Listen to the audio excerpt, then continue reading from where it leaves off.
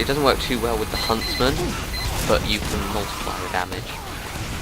I believe it adds about 1/5 damage extra. I'm not entirely sure, but it's enough to make it worth it if you can get several people dousing it. It's also great when you're playing defensive on a payload map like I am now, because if you get 4 or 5 people pushing the payload cart and you can douse one Durate, that means they can die much quicker and you can stop the cart. It's heavy all the way back there, but I don't know if it's moved. The Huntsman has less ammo, but then again, you generally use more ammo with it. But also, since you don't need to be very far away, you can be very close to the action where all the ammo is. With the sniper rifle, you might have to go higher up where there's no ammo. So it's an okay trade-off. Durate can also be used against spies, because it basically shows that there's a spy there. Except he's, yeah, I can kill his head.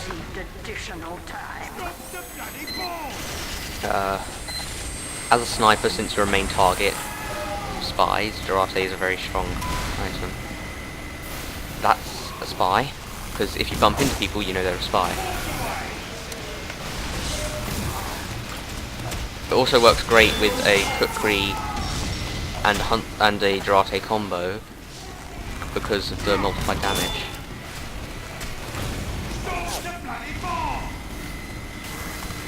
Okay, we've got a lot of people in here, so it's very vulnerable to demo men. Try and go a bit to the side. Okay. Oh, health pack here. I'll take that.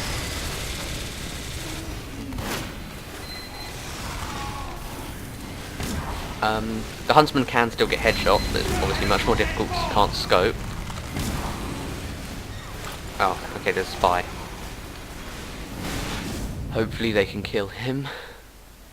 I'm just looking at the kill feed to see if they can. I'm going to play Spy now, which Spy and Medic are generally my two best classes. Battle Medic and Spy. It looks like they managed to kill the Spy. I'm using the Enforcer, which takes longer to cloak and uncloak, which isn't a problem with the Dead Ringer. As I said earlier, it feigns your death. You can't choose when you cloak, but you're also very strong when you are cloaked. The Enforcer also does more damage, which is why it might be worth it. Ah, okay. I believe I'll play... Oh, now I'll play a Spy and go backwards. Like, play one more life Spy and go backwards. Enforcer does more damage, but it takes longer to uncloak or cloak without the Dead Ringer. But it does more damage, so it's less for a sneaky Spy, more for an offensive Spy. I might actually change my loadout. The Black Rose is just a retextured knife. I'm going to go with the revolver, and I've got all 3 of the invisibility watches, except for the retextured one. The Spicicle is an interesting weapon because it's good against pyros, as when you are holding it and you get burned, the Spicicle will go away for 15 seconds, and it'll go away for 15 seconds, but the fire will go away from you. Now I'm trying to purposely gain their attention here so they kill me, but yeah, I didn't want Heavy to kill me because now they know, since I only took one tiny bit of damage, they know that I'm not actually dead. The Dead Ring also makes a very loud noise, which is one of its downsides. I'm going to try and get a kill here, if I can. And generally when people play Spy, they underestimate the power of the revolvers.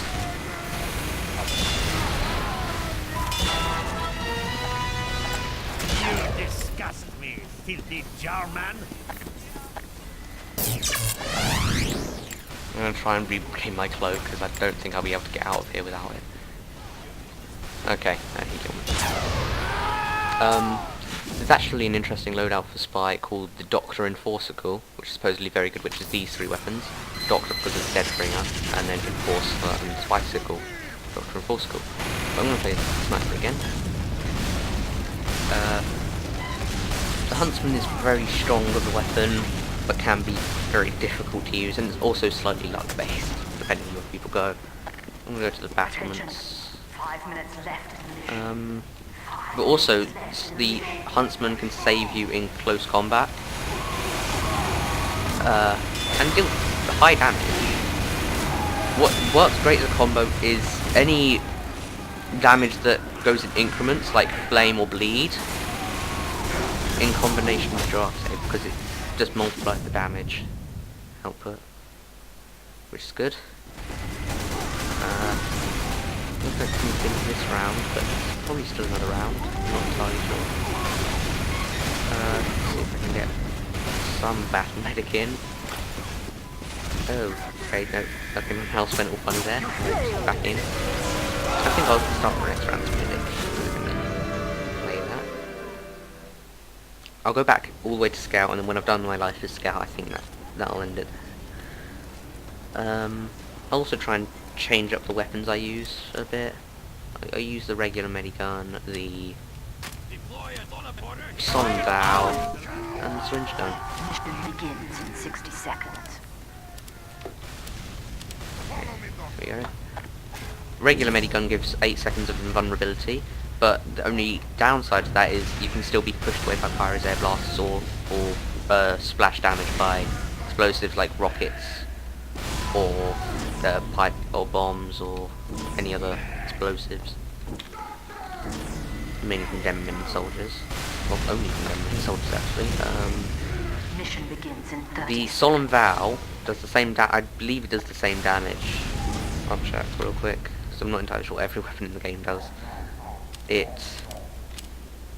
No, it doesn't actually have any downside, I don't believe, but it just allows you to see enemy health. So it's always advised that you use this over the bone saw if you have it, because it does the same damage output, but you can just see enemies' health. 5, 4, 3, 2, 1. Okay, I'm gonna overcharge. The only downside to an overcharge is against pyros, but this weapon can actually counter pyros with an overcharge, which doesn't make him invulnerable, but it makes you heal 3 times faster than regularly would, and also heals generally faster, and it also makes you immune to being pushed back while you're overcharged. As a spy. Ooh, I think got a double stab there, and he's got the Eurotunnel reward. Eurotunnel reward means you can't disguise at the beginning of the match, but afterwards you can disguise.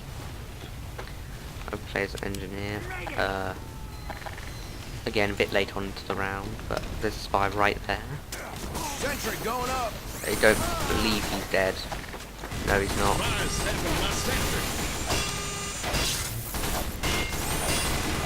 Okay, I'm just going to build the sentry up a little bit and hopefully take over the attic, if we can get that far. Generally engineers use a weapon called Gunslinger when on offensive, which basically creates a very small sentry. It's capable that you can't upgrade and you can't repair. You can refill its ammo, but you can't upgrade or repair it, and it basically deploys almost instantly. Very, very quickly deployed. I'm going to deploy sentry up here. It might not be the smartest move, but it's a move, so yeah, I think I can move it up a bit. I'll just move it up in increments. When we capture this point, I can go up here. And if I place a sentry right here, anybody who tries going to the attic will get shot by this. So if they're not already at the attic, it shouldn't be a problem. And it's also much harder to spot. I'll make sure I keep it topped up. I don't know if there are. I can go to dispenser actually.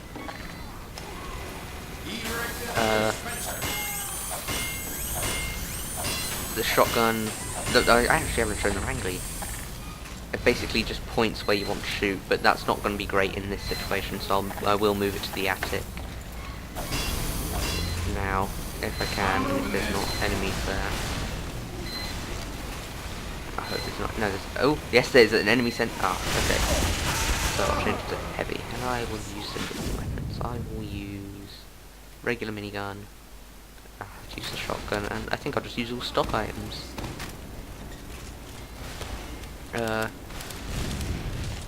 There's not much to say about the stock items, except they have no disadvantages or advantages. Again, people generally underestimate some items in the game, for example the shotguns and pistols, which, depending on which class you are secondary items. Like, for example, they're secondary for the heavy, but the shotgun's also primary for the engineer. They actually are very strong, especially if you are out of ammo or longer restraint. No, I was never going to get to that health. Let's see. I can use the sticky jumper, the lock and load, and the pain train. The pain train captures points faster. Sticky jumper gets you around the map faster. Only downside to sticky jumper is it does no damage. So it's pointless that... It does no damage to anybody though, it doesn't do any damage to you either, so it's not necessarily a bad thing if you don't hurt yourself with it. Pain train captures points twice as fast, makes you slightly more vulnerable to bullets. I believe I've said that already. The lock and load does 20% more damage and it's faster by 25%, but its downside is if it hits a wall, it goes. Oh, these guys, I forgot I was on the blue. I'm going to wait for this full heal.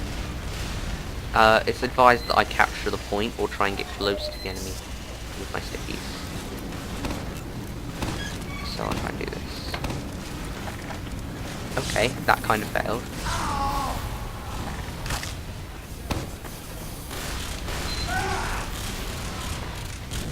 Oh, okay, I've got them to their point.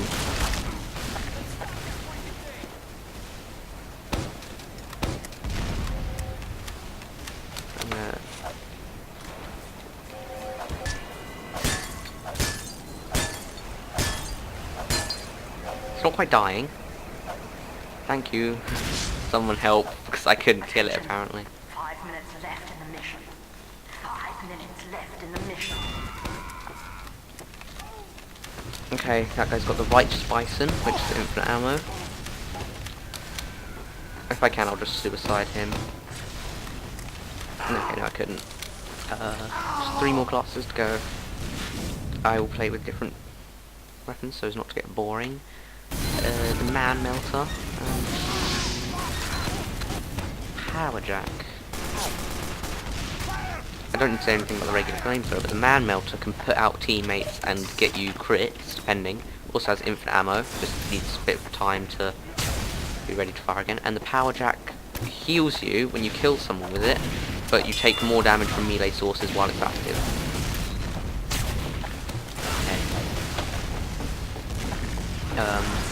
In a sense, this is a great weapon if you're trying to go high up and try and snipe people almost with pyro. Because of its infinite ammo. This guy just took his health back. Oh, he's standing on the place where you get the health back. This is a full heal health back though. I'm going to try and run to the attic. There is a safer way to the attic, but if they've still taken over the attic, it's not safe for me to get there. No, they haven't. Okay, good.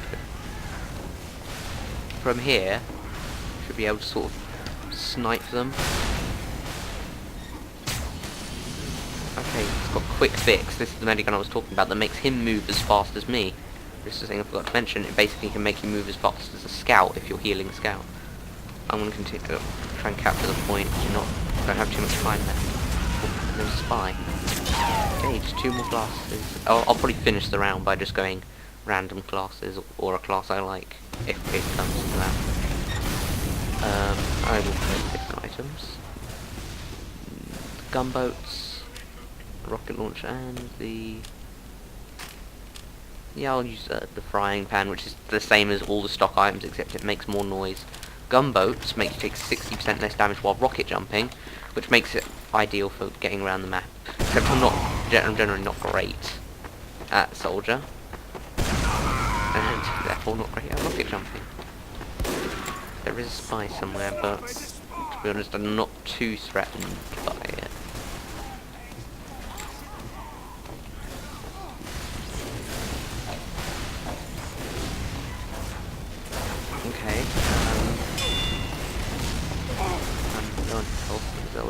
pack.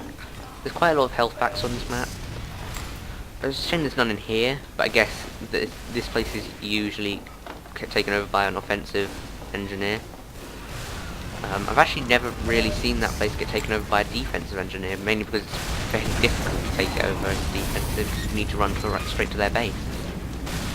Like I was trying to do with the heavy earlier, trying to take the attic. That's why that attic is more difficult to take over. We might actually be able to cap the point here. I suppose I might end it here. Yeah, I'll end it. Oh, getting sniped. There's a scout. I will play with the babyface blaster. Oh, my strange pistol. Strangers just count kills. Oh, we won the game. Okay, I'll play one game. Scout a little bit. Okay, I'll just end it off by explaining what the babyface blaster does, I guess. The babyface blaster is more accurate, but you move slower, and every time you hit someone you get a bit of boost on that bottom bar, and the more boost you get is the faster you go. And if you jump, the boost resets. So it's great at flatter maps, like this one where it's got a lot of ramps where you don't need to jump to get over places. But generally just flattish maps are great, not hilly ones that you have to jump everywhere. I think I'll end it at this, guys. If you liked it, leave a like. Yeah. Bye, guys. Mission begins in 30 seconds.